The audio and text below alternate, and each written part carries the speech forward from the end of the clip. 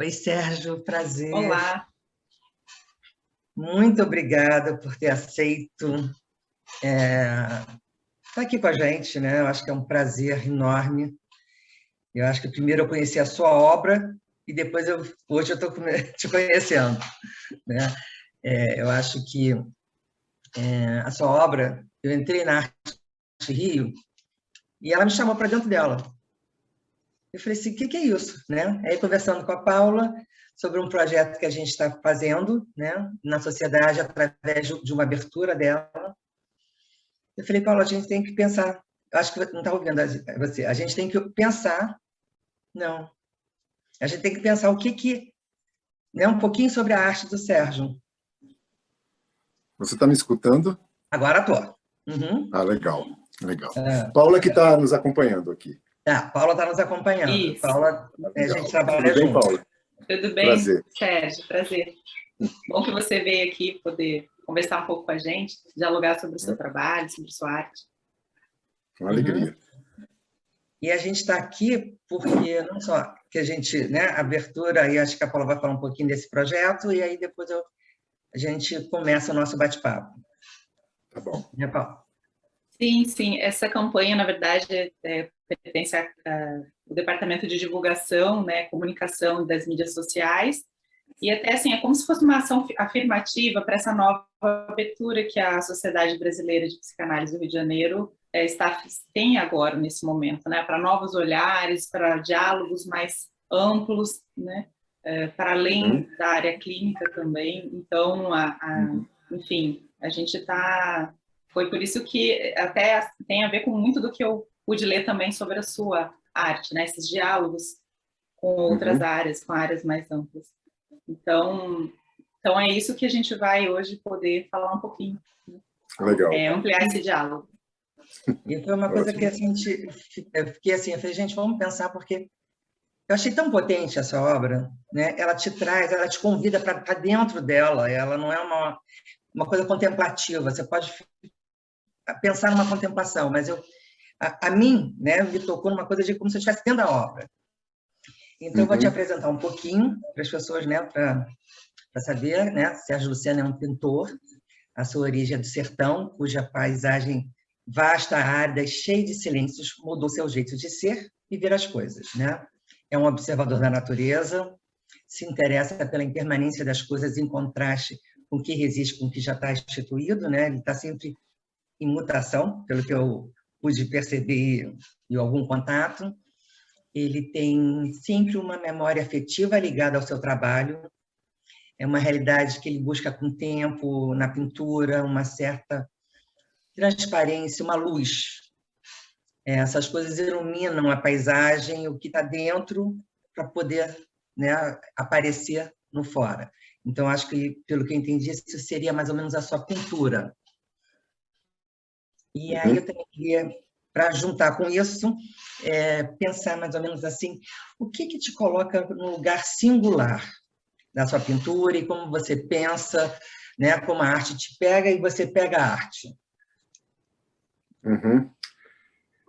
Olha, essa é uma pergunta que poderia ter uma resposta, ou várias respostas, na verdade.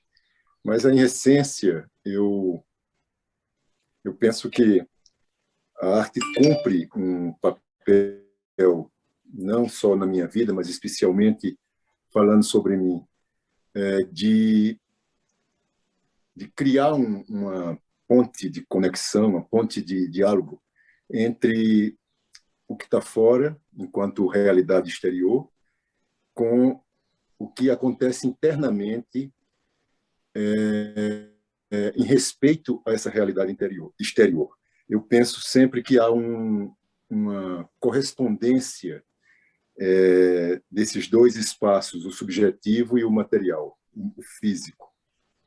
Eu acho que o espaço subjetivo, que é essa coisa que nos habita enquanto percepção das coisas, enquanto sentimento, enquanto, enfim, que é uma coisa própria de cada um, em particular a cada um, ela encontra ressonância e daí as afinidades, e daí a identificação com coisas de fora, seja uma paisagem, seja um meio de relacionamentos, um grupo de amigos, uma determinada geografia, clima, enfim, coisas que, de certa forma, correspondem a um bem-estar que é percebido internamente. Então, essa relação do fora com o dentro é uma questão que me norteia na pintura, me norteia no trabalho, e é isso que eu busco enquanto busca de um lugar de pertencimento, um lugar que eu me sinta existir integralmente, inteiramente. E esse lugar, para mim, ele se dá quando as duas realidades encontram o seu lugar comum, a realidade externa e a realidade interna. O externo com o interno. Exato.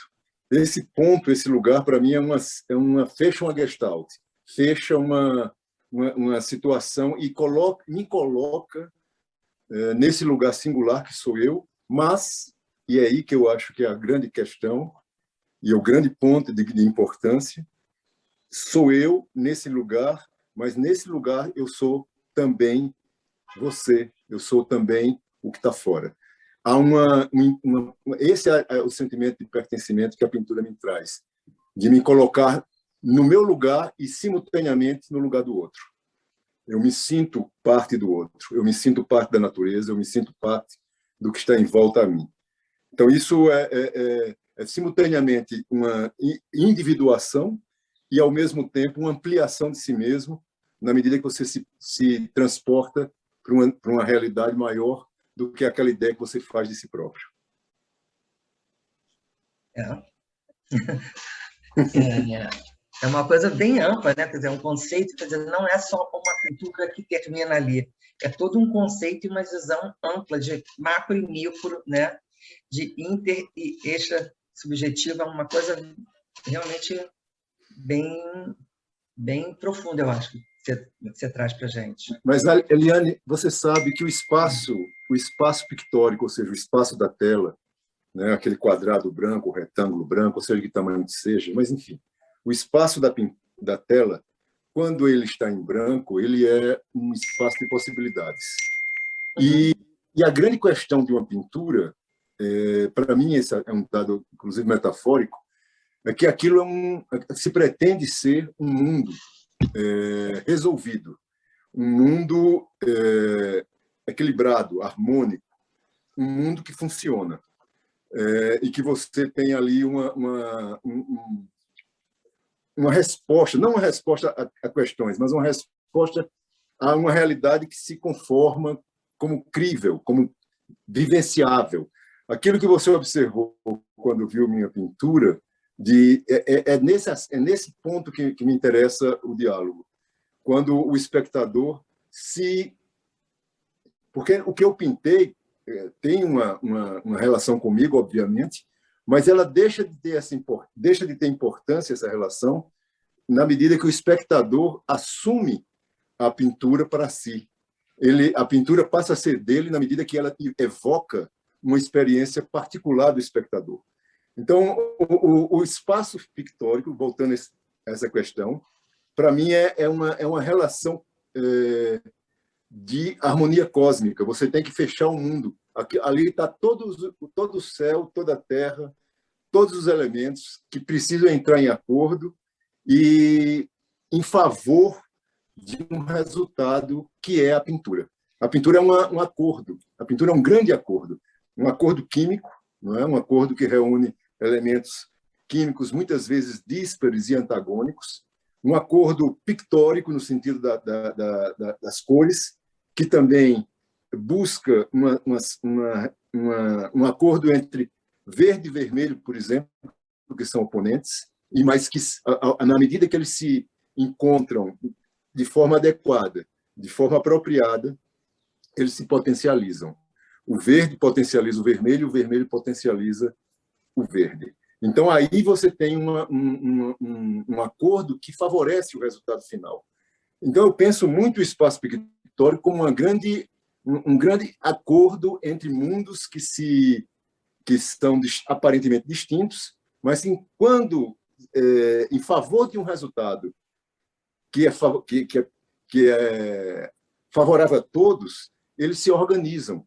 Então, a organização de uma pintura é uma organização de chegar a esse lugar também que você observou de início, o lugar singular, o lugar dela própria. Ela acontece como uma realidade única. Mas a gente pode pensar no que você está falando, de alguma forma, aquela frase, né? A gente cria os filhos para o mundo. Quer dizer, me parece que a sua pintura, não sei se é para você, é para o mundo. Né? Que exatamente essa conversa... Não tenha dúvida disso. Né? Ela é para mim enquanto ela está no ateliê. Ela é concluída, ela deixa de ser para mim, até porque a cada pintura estabelece uma situação que demanda uma outra pergunta, uma outra questão. Então, a pintura pronta, para mim, é um assunto que não me diz mais respeito nesse sentido, mas me diz respeito o que ela propõe a partir de então. Eu pinto em séries, eu pinto conjuntos de pinturas, geralmente 10, 12, às vezes até mais, simultaneamente. Porque eu vejo nesse processo, primeiro, pelo um respeito à química do óleo, que é uma química que leva tempo de secagem, e você tem que aprender muito a respeitar esses tempos para poder desenvolver a pintura propriamente, senão você perde o que fez por ansiedade.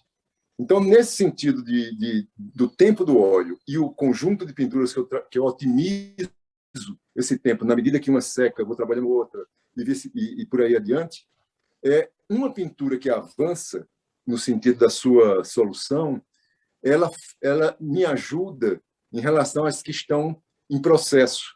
Muitas vezes, inclusive, me ajuda em relação a algumas que eu acreditava estarem prontas. Aquela pintura estava pronta, aí uma outra de tal maneira que diz assim, pronta nada, volta lá e resolve. Entendeu? Então, isso acontece com muita frequência. E eu gosto desse diálogo interno, porque, na verdade, também não deixa de ser um diálogo interno. Não é? Cada pintura, pensando num conjunto sinfônico, é uma parte da partitura musical, um trecho da sinfonia. E todas estão a favor da sinfonia. Então, na medida que uma fala para a outra, elas estão pensando num conjunto, estão pensando em desenvolver um corpo de pensamento mais amplo. Né? Sérgio, você me fala e me transmite algo muito orgânico, né? Assim, que você participa e você é participado. Então, eu peguei uma citação, né, sua, você colocou o seguinte, abre aspas, como artista, sinto-me guiado por forças para além da minha compreensão. O mistério é a essência do meu trabalho. E, ao longo da minha vida, aprendi a respeitar e a conviver com o fato de que a vida é um enigma.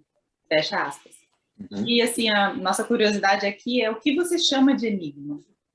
E depois, qual é o seu grande... E, em seguida, só para complementar, qual é o seu grande enigma? Se você puder responder. Tá. Olha, eu tenho hoje 58 anos, faço pintura desde os 17. Então, já tem aí 41 anos nessa atividade. É claro que, com tanto tempo de prática, seria um absurdo se eu não soubesse fazer alguma coisa. Eu sei fazer alguma coisa em pintura.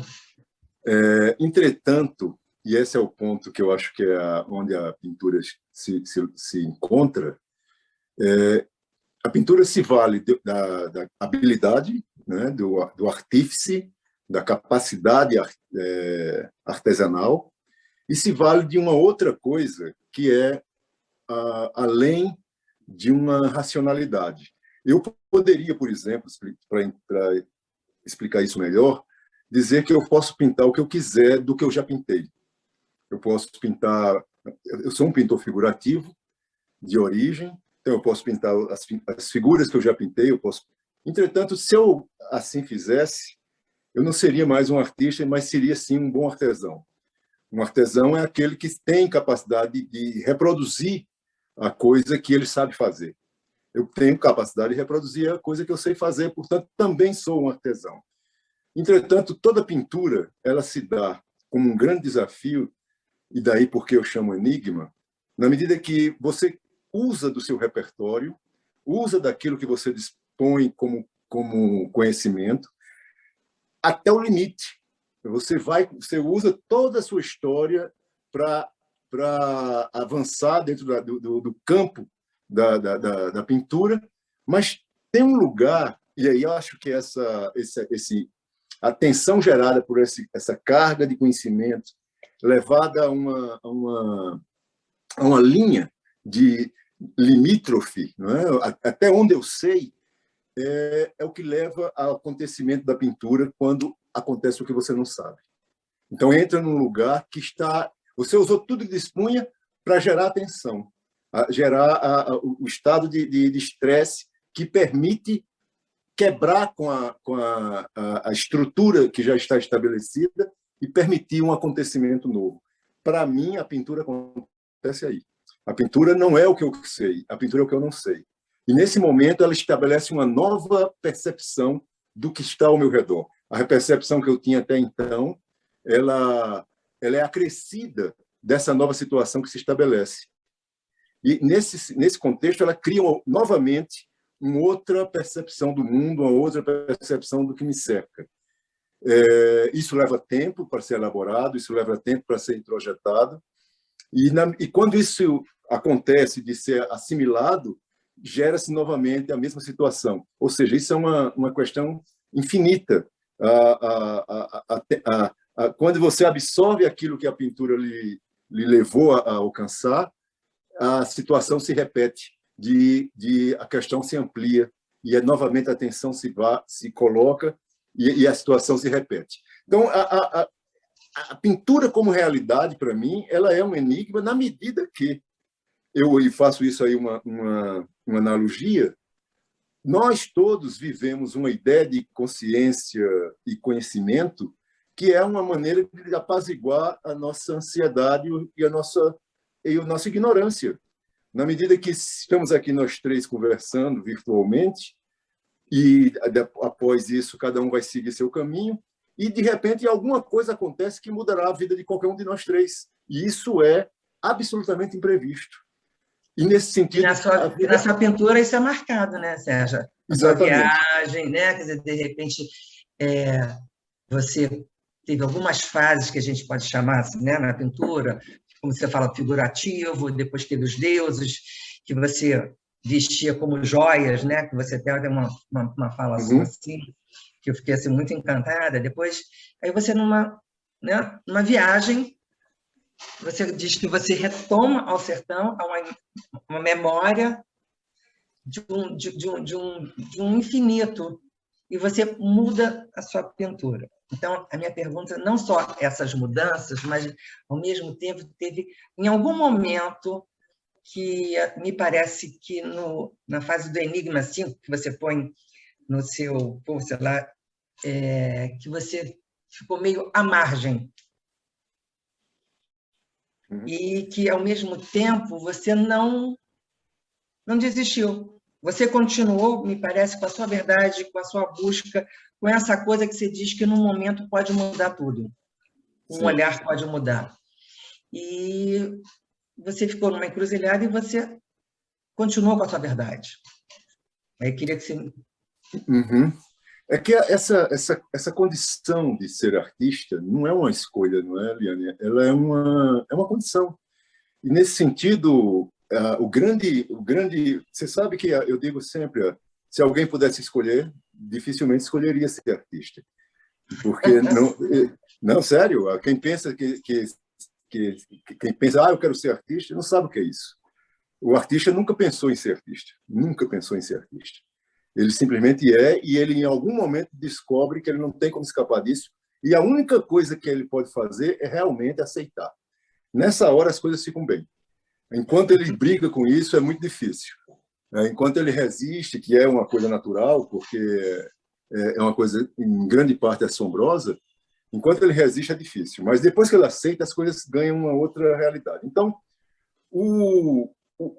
esse momento que eu disse que ter ficado à margem, ele ocorreu quando eu, voltando da Alemanha, onde eu vivi um tempo, com uma bolsa de estudos, E foi quando eu finalmente conheci a pintura europeia em loco, ao vivo e tal, e aquilo mexeu muito comigo, e eu até então pintava com acrílico, e aí foi quando eu descobri o óleo, isso é o início da década de 90, e com a descoberta do óleo, a paisagem começou a se apresentar na minha pintura, que era um elemento muito pouco explorado, mas com óleo ela foi chamada a ser um caminho de desenvolvimento da técnica, porque a paisagem tem a coisa da atmosfera, da vastidão, sabe, das luzes, e isso o óleo foi muito bem nesse momento para mim, e ali eu descobri que eu tinha um caminho aberto, finalmente, porque o acrílico havia chegado a uma espécie de encruzilhada também, no sentido que eu não conseguia sentir avanço, né, nas soluções que eu buscava, e o óleo abriu essa porta. Então, quando eu volto da Alemanha, eu volto com uma outra pintura, daquela que era conhecida no meu mercado, então, no Nordeste. Nessa época eu vivi em João Pessoa, e eu tinha um pequeno mercado local, da Paraíba, Recife, ali pelos entornos. E quando eu voltei, tem aquela coisa, o cara voltou da Europa, aí tinha uma lista de espera. A galeria que me representava tinha uma lista de espera de gente que queria coisas minhas. E daí eu apresentei as paisagens que eu vinha pintando, e a galerista tomou um susto e disse: olha, as pessoas não estão esperando isso, elas querem aquela figuração, o circo, o teatro, que era o assunto da minha pintura até então. E daí eu disse para ela: olha, Roseli, chama-se Roseli, você mostre, pelo menos, para ver se funciona, né? Mas ela estava certa, ela mostrou e foi rejeitado a coisa. Foi rejeitada, e aí eu me vi numa situação que era a seguinte: ou eu pintava aquilo voltando à história do artesão, ou eu pintava aquilo que eu sabia pintar para atender um mercado, e com isso, inclusive, atender minha vida. Afinal de contas, eu tinha ali já 2 filhos e no terceiro a caminho, ou encontrava outra solução. E eu encontrei outra solução. Fui trabalhar no comércio. Meu pai tinha uma loja, e eu fui trabalhar com ele de balconista, e fiquei durante 7 anos trabalhando no comércio e pintando à noite. E assim desenvolvi o meu estudo de óleo. Nesse período de 7 anos, eu fui alijado do mundo cultural, porque começaram a me ver com outros olhos. Eu não era mais o artista, eu era o comerciante. Então, no primeiro momento, eu já não era mais convidado a participar de exposições, e no segundo momento, sequer me chamavam para ver as exposições. Eu fiquei uma figura que eu saí do circuito. Isso, Eliane, por um lado, foi duro, naturalmente, mas, por outro, foi muito revelador, na medida que eu não conseguia parar de fazer o que eu fazia. Toda noite ia para o ateliê, toda noite trabalhava. Então, quando eu me dei conta que eu não precisava de nada para fazer o que eu faço, no sentido de eu podia fazer o que eu faço a despeito de não ter nenhum estímulo para isso, nem financeiro, nem coisa que o valha, foi quando eu me entendi definitivamente artista. Isso foi extremamente libertador. Isso foi aquela hora que eu disse assim: dane-se o mundo e deixa eu fazer o que eu tenho que fazer, e foi tudo muito bem, porque logo em seguida, e aí eu volto àquela primeira fala que eu disse, enquanto a gente resiste, as coisas não acontecem. Foi quando eu acordei para essa realidade que é inexorável na minha vida, de ser o que eu sou, que em seguida eu fui convidado. Apareceu uma situação que absolutamente insólita. Eu recebi uma visita de um curador americano e fiz minha primeira exposição nos Estados Unidos. Essa exposição teve uma grande repercussão, e foi exatamente a exposição dos 7 anos pintando à noite. A margem, né? Fui 7 anos à margem. Exatamente. Foi bater num lugar que teve um review crítico do Washington Post muito positivo, e esse review crítico repercute no Brasil, e com isso eu encontro um respaldo em São Paulo que me leva a me transferir para São Paulo, e de lá, isso já em 2003, quer dizer, fazem 18 anos agora que eu estou lá. Então, todo esse processo de coisas, eu volto a dizer que tem a ver com aquele começo de conversa nossa, que é o mundo de fora em correspondência com o mundo de dentro. Então, os acontecimentos que se dão no externo, de certa maneira, correspondem ao que a gente está vivenciando internamente, e vice-versa. É um espelhamento.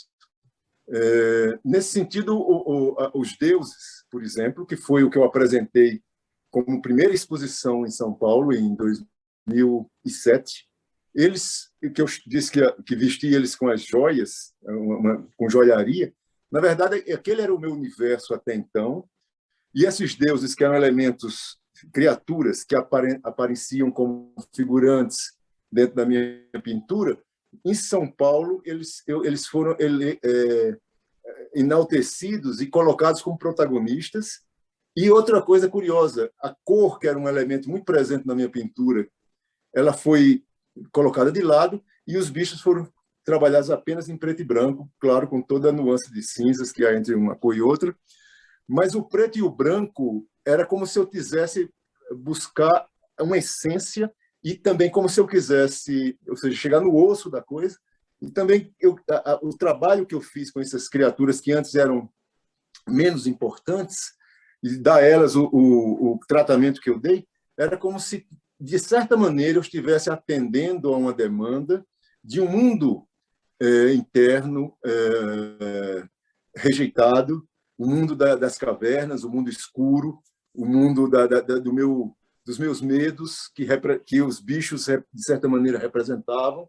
E eles foram tratados com tanto amor, tanta dignidade, que eles me liberaram de um lugar e abriram uma outra porta, que foi que acontece esse acontecimento se dá exatamente quando eu vou saindo desse trabalho de chinês acorrentado, que foi o desenvolvimento dessa série de bichos. Só para ter uma ideia do que é chinês acorrentado, acho que eu tenho um livro aqui que tem um pouquinho desses bichos para mostrar o quanto, não sei se dá para ver bem, o quanto eles eram elaborados e tal, com muito preciosismo. E aí eu vou para a Dinamarca, e olha que coisa engraçada isso, que eu acho que tem a ver com isso. Aliás, eu acho que é isso que você estava citando.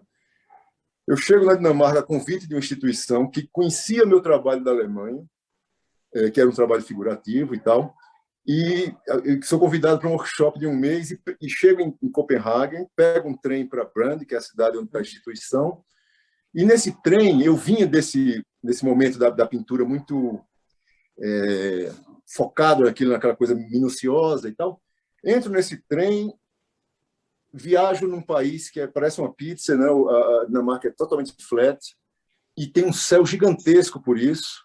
Então, uma hora era o céu, outra era o mar. Só que tinha um detalhe, era verão e o sol não saía do lugar. Então, era uma luz permanente e a paisagem mudando e aquela luz permanente, uma luz dourada.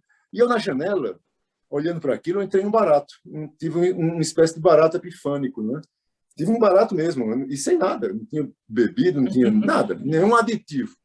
E entrei num estado muito, muito bonito, assim, e eu me reportei ao meu interior, na Paraíba, ao sertão, a uma pedra onde eu costumava ir. E nessa pedra eu costumava olhar o horizonte, que era um horizonte muito amplo, muito, muito vasto, pela distância que a altura permitia ver. E eu me lembro demais que o grande enigma, voltando à pergunta, qual o seu enigma? O grande enigma era que entre a Terra e o céu, com a distância, eu perdia a nitidez e não sabia onde começava um nem começava o outro. Então eles se fundiam, a Terra e o céu se tornavam um lugar de encontro ali. E nesse lugar de encontro aquilo me encantava. Eu era menino, obviamente eu não elaborava isso racionalmente, mas aquilo me encantava. E nessa epifania o encantamento acontece outra vez. Só que acontece outra vez e eu me dou conta que o lugar que eu estava mirando é o lugar de qualquer possibilidade. Se não é terra, se não é céu, é qualquer coisa. Pode ser qualquer coisa. Então, cabe a você decidir o que é. Cabe a você eleger o que é. Então, isso foi muito forte.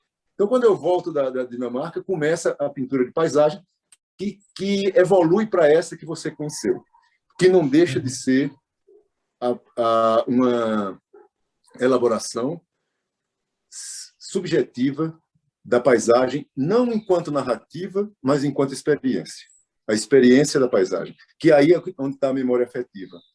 A gente guarda o que a experiência nos deixa enquanto sentimento, mas não precisa nem lembrar do lugar, da pedra, da árvore, mas o que aquilo deixou enquanto sentimento, aquilo é uma memória muito forte.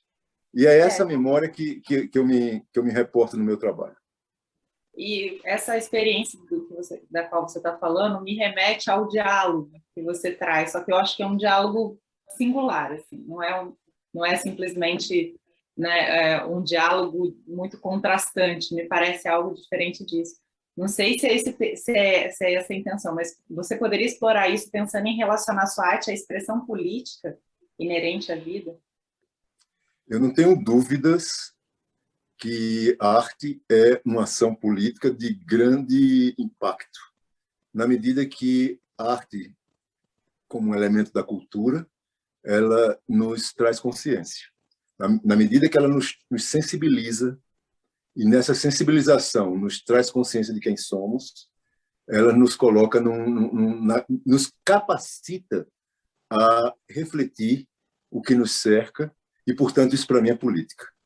Política no maior patamar possível, que é ter a capacidade de olhar o que está acontecendo e refletir sobre, a partir de você mesmo, a partir de suas ideias, a partir da sua sensibilidade. Não é? E eu acho que a arte cumpre esse lugar, de nos humanizar, de nos sensibilizar e nos convidar a uma reflexão que parte da nossa reflexão sobre nossas vidas e, naturalmente, repercute na sociedade.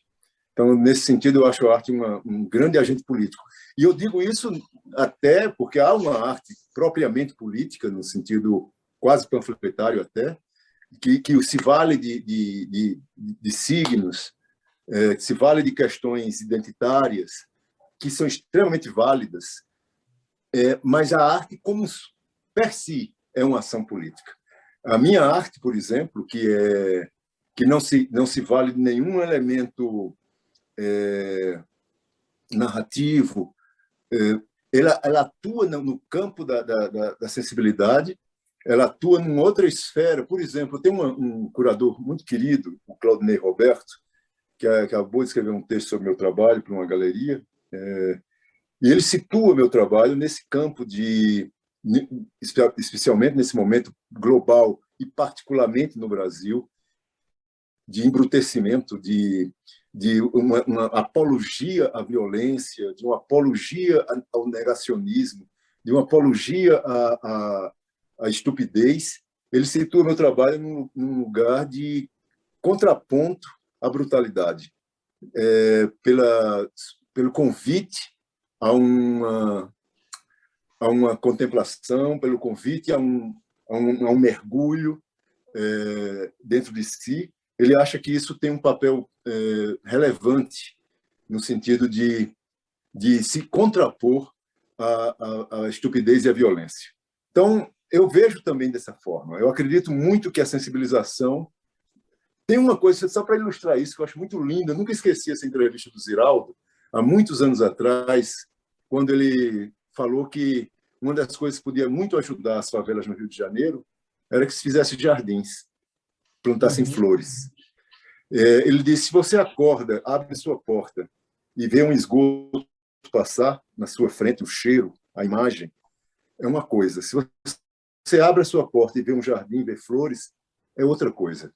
E essa outra coisa pode mudar a sua vida, na medida que você passa a não aceitar a estupidez do esgoto. Passa a não aceitar mais, porque você experimentou uma beleza, você experimentou um cheiro gostoso. Só isso já tira você daquele lugar estúpido do esgoto na sua porta. Então, são essas questões que eu acho que a arte aborda, não de forma no sentido político-partidário, mas de forma, sim, da sensibilização e da alteração da consciência. Do ser, da capacidade de ser, né? Sim, sim.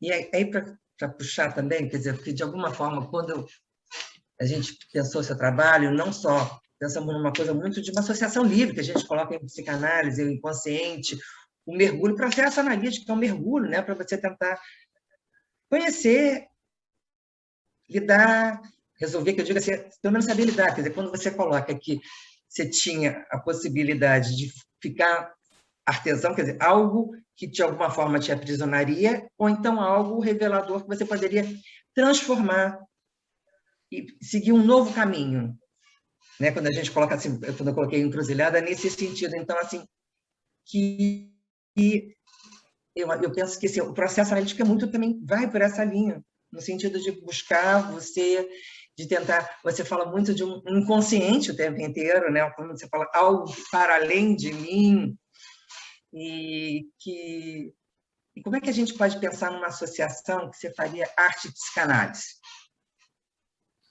Olha, se você imagina que uma das forças mais poderosas é a da acomodação, né?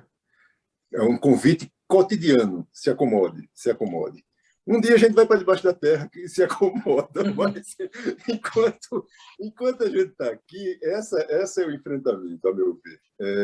Há um convite permanente à acomodação. Por exemplo, eu teria me acomodado se eu fosse atender a demanda do mercado e não a demanda da minha alma. Isso é a mesma situação em qualquer circunstância da vida. Em qualquer circunstância da vida, nós somos convidados a nos acomodar a um relacionamento abusivo, nós somos convidados a nos acomodar a uma situação de humilhação, a uma situação de injustiça.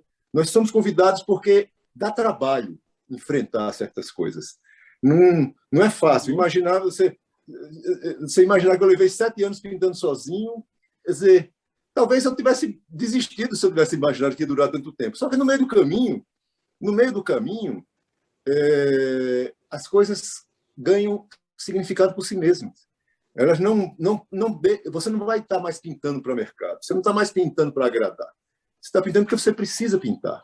Então, na mesma coisa, você não muda uma situação porque você muda porque você precisa. E tem uma hora que, se você não tomar essa decisão, é morte. É morte. É a morte certa. Mesmo que você não precisa ir para debaixo da terra, como eu falei há pouco, mas você vira um zumbi. Né?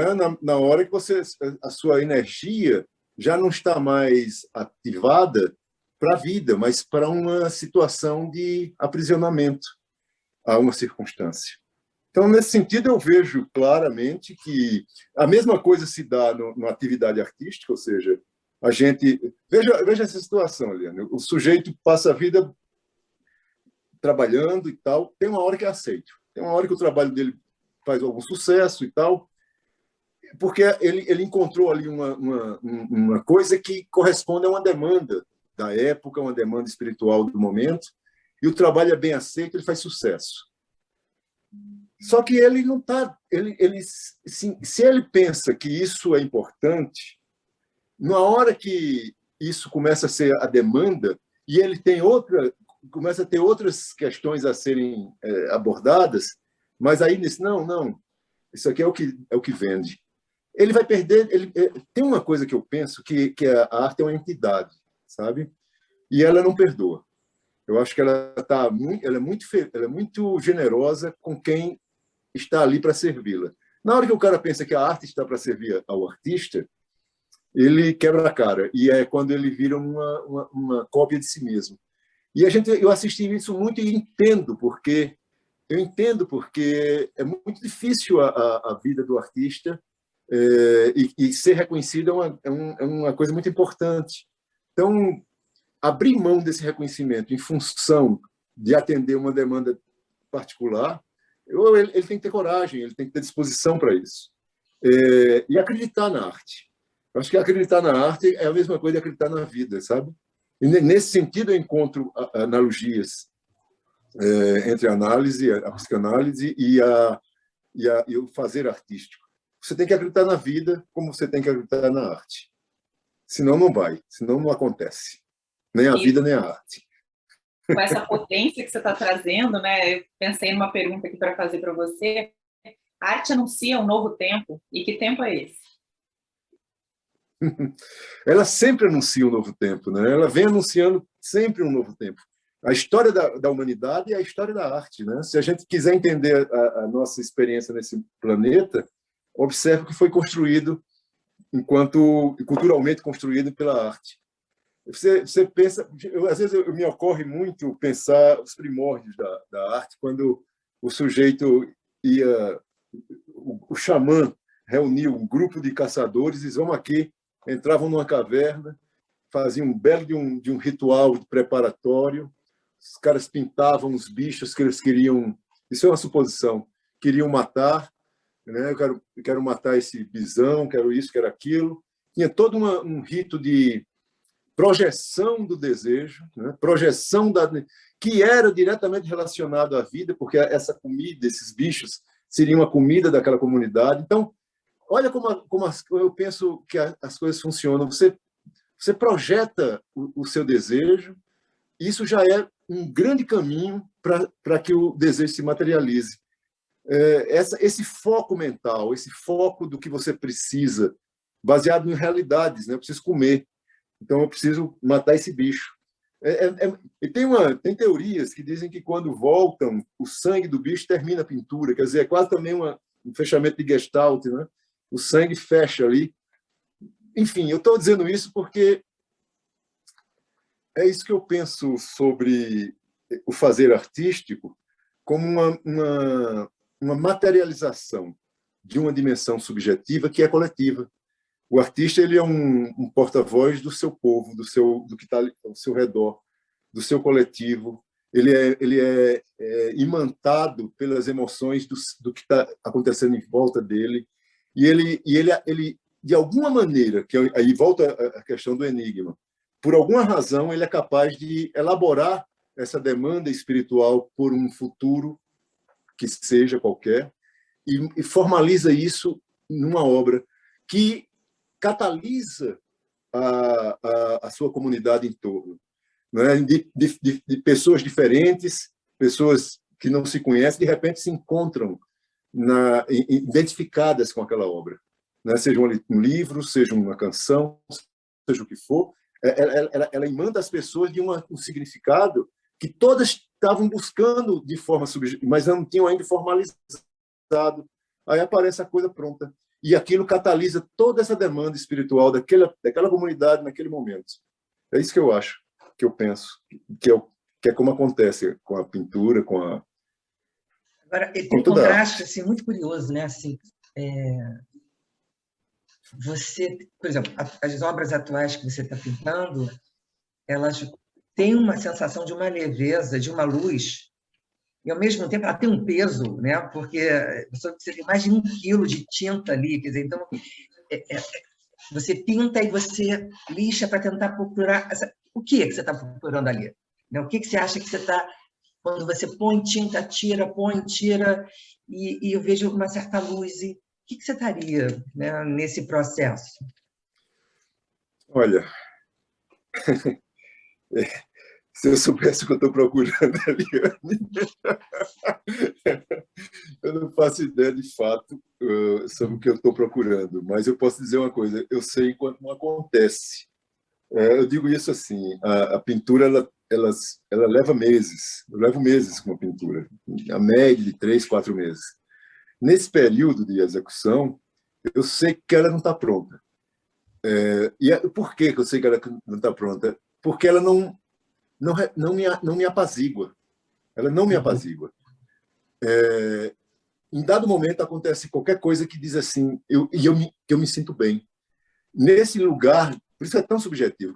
Quando eu me sinto bem, eu me sinto apaziguado, eu sei que a pintura está pronta.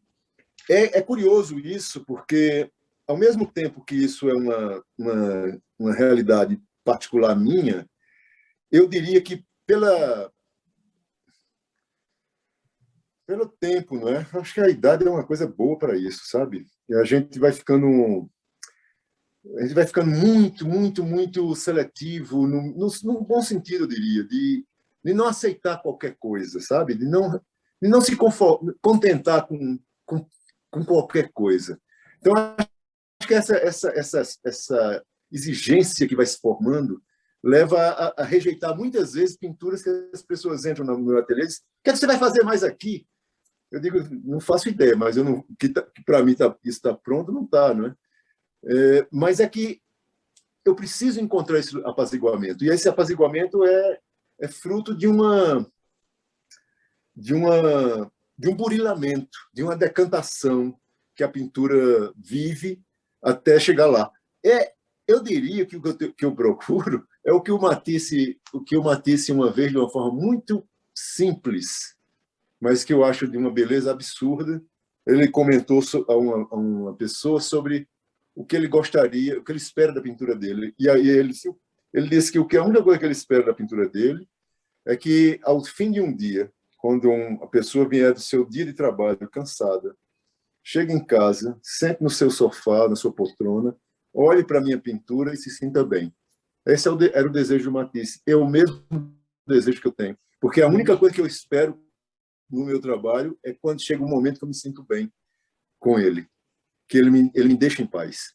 Então, nesse lugar, se isso é possível acontecer ao espectador da minha pintura, eu fico muito feliz.